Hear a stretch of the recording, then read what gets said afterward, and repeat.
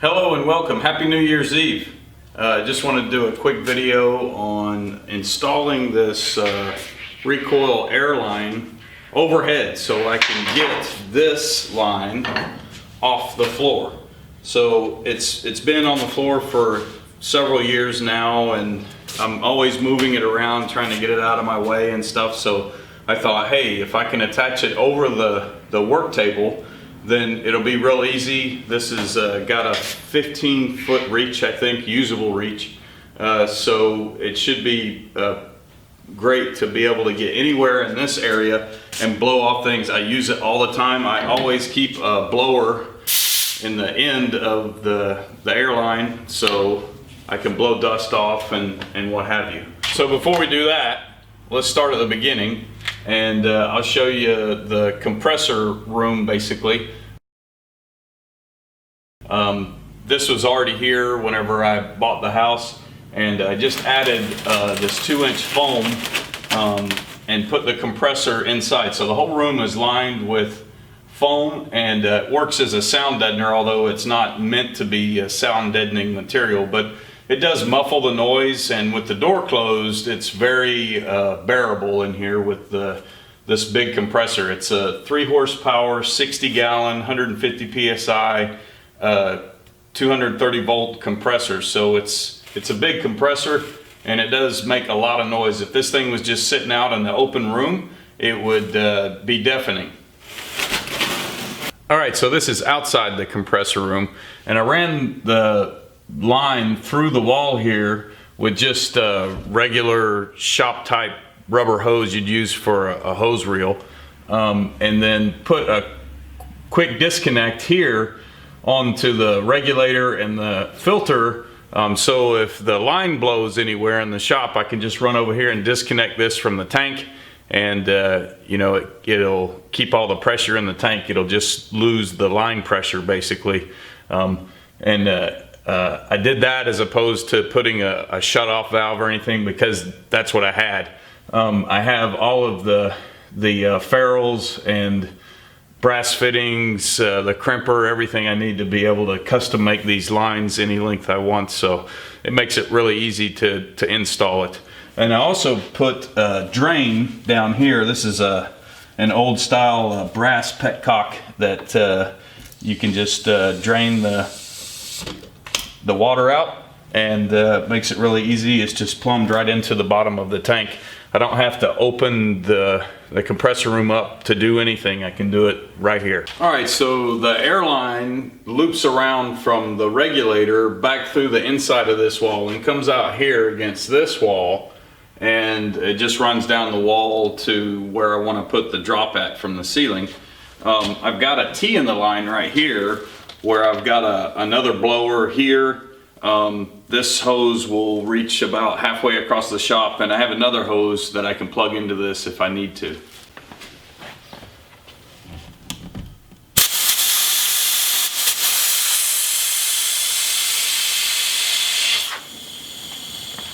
So I've just got this line zip tied to the bottom of the box here for some strain relief.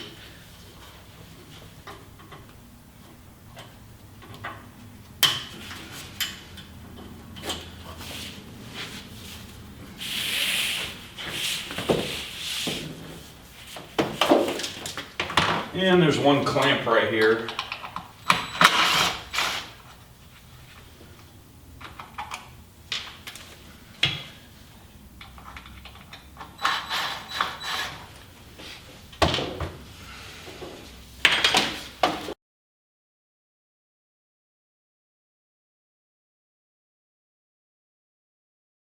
So I'm just using zip ties to install this line so that if it blows or I need to make a repair, it's easy to get it down and get it fixed and get it back up. I'm just using flush cut style cutters to cut the end of the zip tie off so you don't get the little piece sticking out that'll cut you.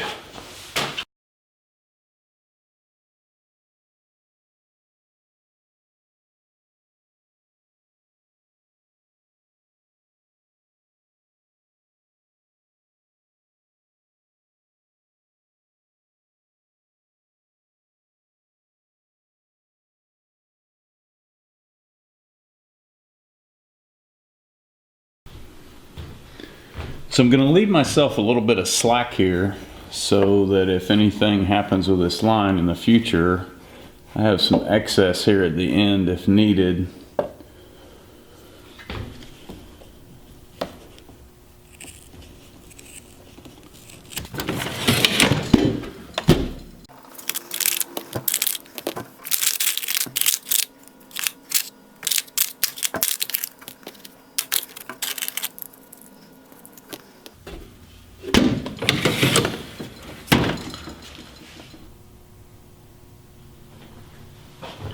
So this is really meant to be done down at the workbench, but I'm going to try and do it right here. These barb fittings can be kind of difficult to get in these lines sometimes. I'm going to slip the ferrule on here first. It's a really tight fit.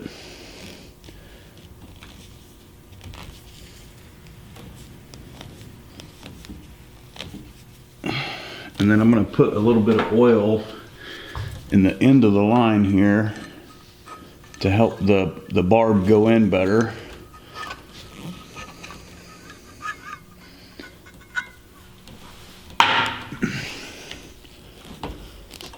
And it just slipped right in. If I didn't put that oil in there, this would be a nightmare. You'd never get it in there. And I know some of you are thinking, you shouldn't do that because it's going to degrade the line or it can make it blow out or something like that. But I've been doing that for years and I never had any problem with it.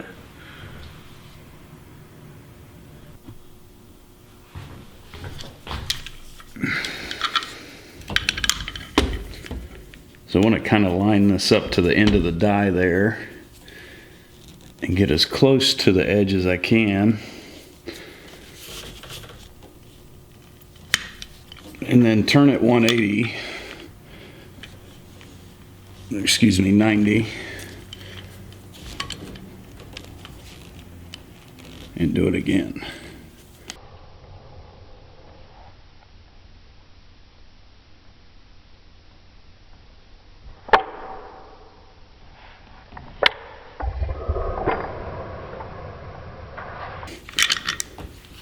All right, and that looks pretty good.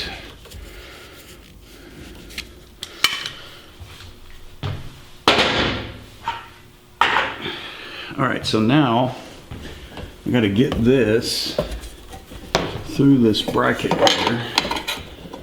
So I think I'm going to use that hole in the bracket.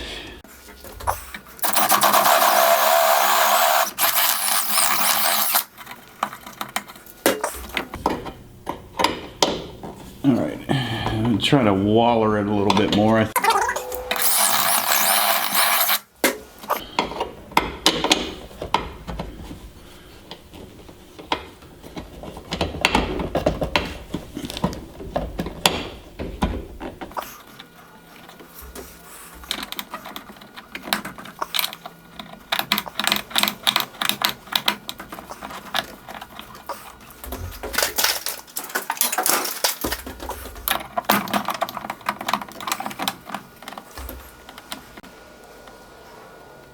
All right, so that's pretty close, but I think I got to put a shim behind it. You should always put this tape the direction that you're going to turn it in so it doesn't come off.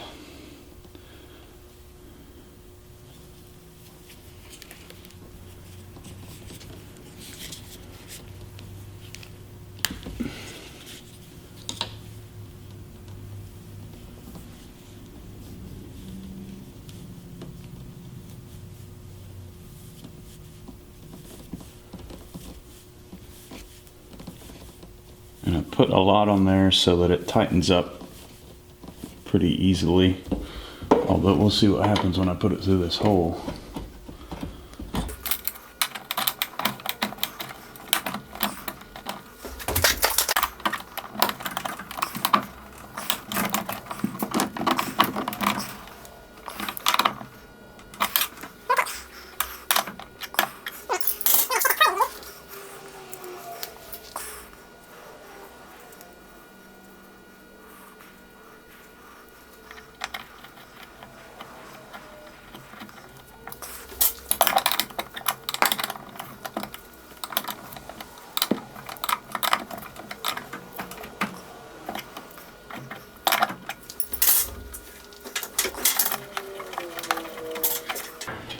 So there's a bolt here that appears to be just a bit too long.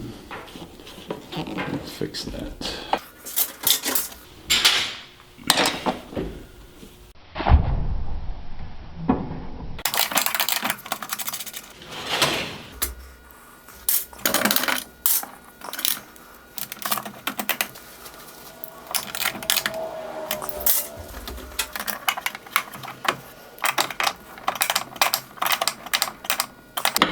So I was using old school thread tape on the brass fitting there. This new hose comes with the stuff that's already on the threads for you, so it makes it easier.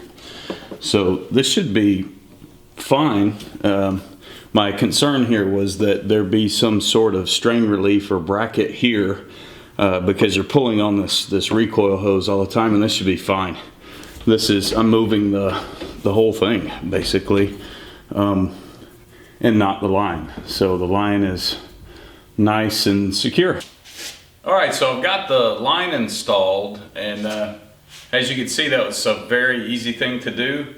It took me all of 30 minutes to cut the line out and get it routed and get the fittings together and do all of that. And I even made up another short air line from the cutoff that I had left over from the original rubber hose.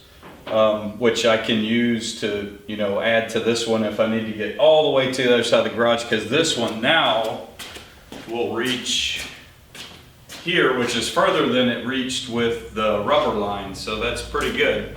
And this is made out of polyurethane, and it's very, very flexible. It's cold today here in North Carolina, and it's about 40 degrees outside. I don't have my stove on, so it's not warm in here. That's why I've been wearing a beanie all day. But anyways, it's should last very well, and it's pretty cool because it's got a swivel fitting here on the very end of it. So if you have a tool that's heavy or whatever attached to it, like an impact, then it would just spin around instead of kinking the hose up. So I like that too. It is a little bit long.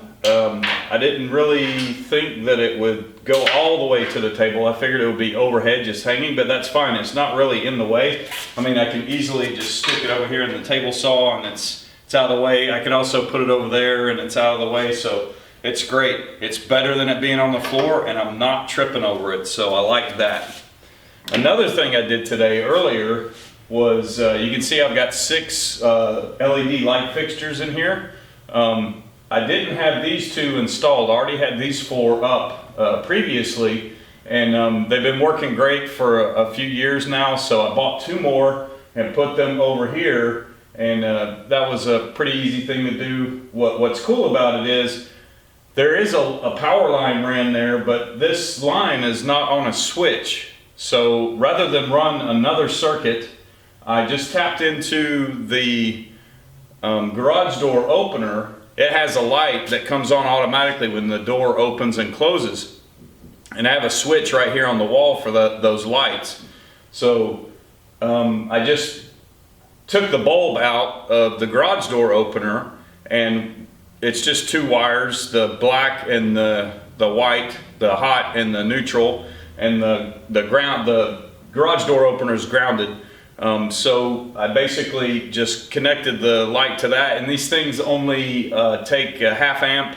They're like 40 watts, but they're extremely bright. They are a little bit expensive, but it's pretty cool. I've got a switched light with very minimal time invested into it because I didn't have to run another circuit, run a switch and all of that stuff. I mean, I could spend half a day out here doing that. And it only took me about an hour to do those, so that worked out really good. Hope you enjoyed the video. See you next time.